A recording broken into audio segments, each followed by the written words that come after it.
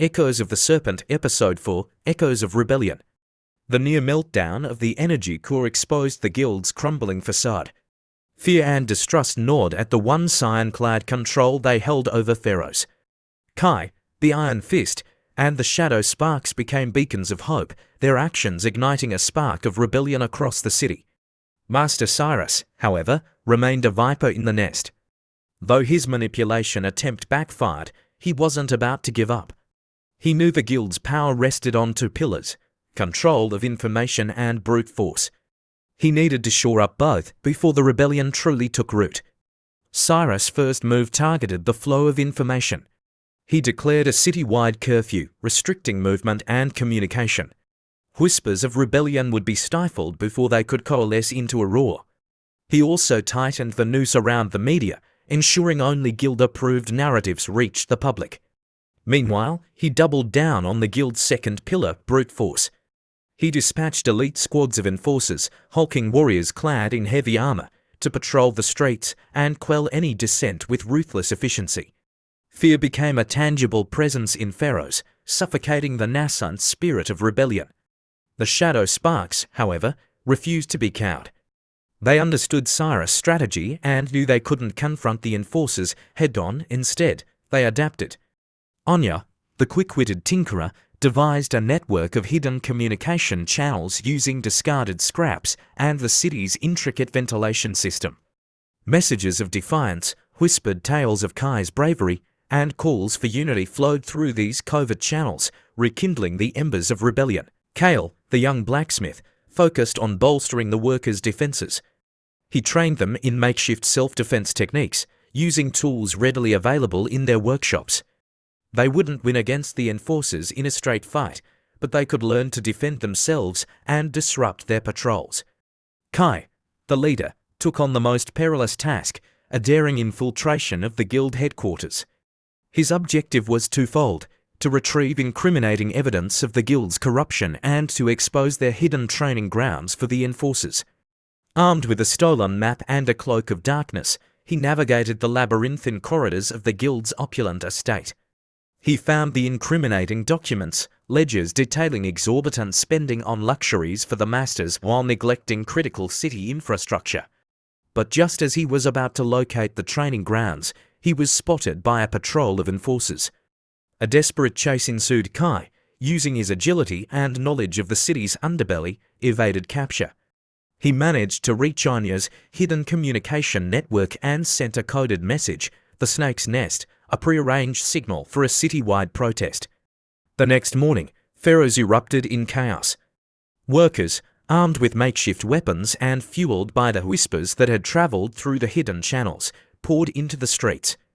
They didn't directly confront the enforcers, instead blocking key intersections and disrupting the guild's operations. The city was paralyzed. Anya, using a powerful modified loudspeaker cobbled together from scrap, broadcasted Kai's recovered documents, exposing the guild's corruption for all to hear. The narrative had shifted. The guild, once the symbol of authority, was now seen as a greedy, oppressive force. Facing a united populace and growing unrest within their own ranks, the guild was forced to retreat. The curfew was lifted, and the enforcers pulled back to their barracks. Kai, battered but triumphant, emerged from the shadows, not as a lone rebel, but as a symbol of collective resistance. The echoes of rebellion had resonated throughout Pharaohs. The fight for a fair city was far from over, but a critical turning point had been reached. The people had tasted freedom and were no longer willing to return to the shackles of the past. The guild's foundations were crumbling, and in their place, a new future for Pharaohs, built on unity and justice, was beginning to take shape. Episode 5, Forging a New Order. With the guild on its back foot, a fragile peace settled over Pharaohs. The city, once a tapestry of fear and oppression, vibrated with a newfound energy, the energy of possibility. Kai, the Iron Fist, and the Shadow Sparks became de facto leaders, tasked with the monumental challenge of forging a new order from the ashes of the old. The first obstacle was distrust. Years of oppression had created a chasm between the workers and the guild. Kai, ever the pragmatist, knew reconciliation wouldn't be easy. He proposed a series of town hall meetings, a novel concept where workers could voice their concerns directly to former masters. The first few meetings were tense. Workers poured out years of frustration, while the masters, stripped of their authority, struggled to adapt. Anya, sensing the growing tension, intervened. Drawing on her understanding of mechanics, she used an analogy. Just like a broken machine needs its parts to fit together seamlessly to function, so too does Pharaoh's. This simple metaphor resonated, easing the air and paving the way for a more constructive dialogue. Meanwhile, Kale, with his blacksmithing expertise, tackled the ailing city infrastructure. He proposed a system of guild cooperatives where skilled workers, regardless of their past affiliation, could collaborate on rebuilding projects. This not only addressed the city's needs, but also fostered a sense of shared purpose. Slowly, the rigid lines between worker and master began to blur, replaced by a spirit of collaboration. However, not everyone embraced the change. Master Cyrus, the proverbial snake, remained venomous. He saw the guild's fading power and hatched a desperate plan. He convinced a group of disgruntled ex-enforcers, yearning for their past authority, to launch a surprise attack on the guild headquarters, now being used for the town hall meetings.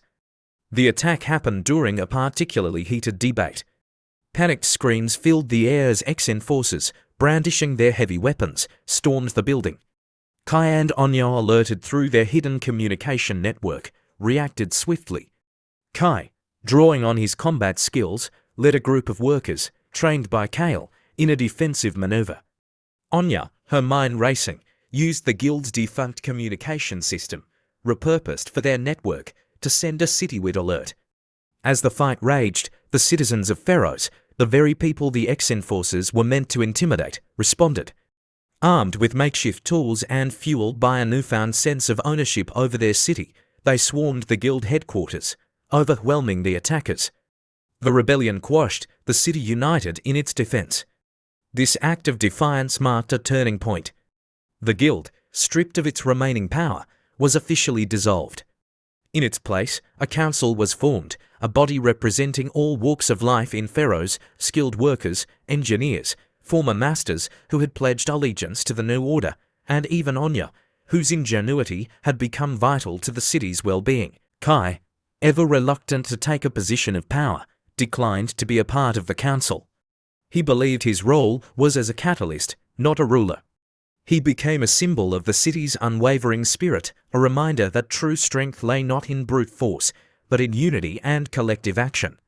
Years passed. Pharaoh's, once a city of iron and oppression, transformed.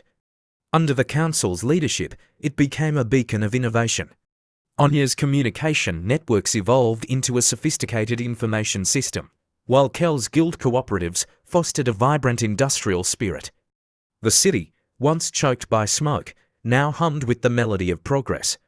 Kai, his hair streaked with silver but his eyes still holding the fire of defiance, watched the city from a rooftop, a silent guardian. The fight for a fair Pharaoh's had been long and arduous, but the seeds of hope he had planted had blossomed into a flourishing garden, a testament to the enduring human spirit.